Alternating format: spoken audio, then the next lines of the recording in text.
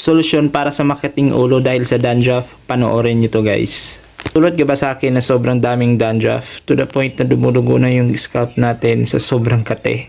Nagtry na ako ng iba't ibang shampoo na may anti-dandruff solution pero walang effect guys, same condition pa rin. 1 to 2 days na hindi ako makaligo, uy, balik ulit sa kate. Nagpost nga ako ng video sa Facebook sharing my experience sa grabe kong palakubak guys. Nakakahiya at nakakabother talaga pag ganitong kondisyon niya si kuskus ng ulo nyo guys. Buti na lang talaga guys, may nag-recommend sa akin gumamit itong Selsun Blue Anti-Dandruff Shampoo. Piliin nyo guys yung for itchy scalp. Buti na lang talaga nag-post ako ng video sa experience ko kasi nag-comment yung superintendent namin sa trabaho na gumamit ako nito. Salamat pala sir. Alaman yung effective talaga siya guys kasi isa sa mga ingredient niya nandito is ang selenium sulfide na nakakatulong to fight dandruff and itching. First gamit ko nito guys na wala talaga yung itchy or kati ng scalp ko.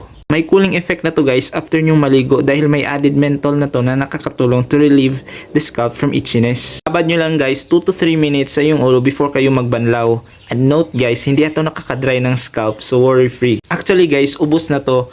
Pero tumagal ito sa akin ng 3 months kasi twice a week lang naman siya gamitin. Ginagamit ko to every Monday at Thursday. Piliin nyo pala guys yung Selsun Blue na for itchy scalp kasi yan ang gamit ko. Dito yun makikita.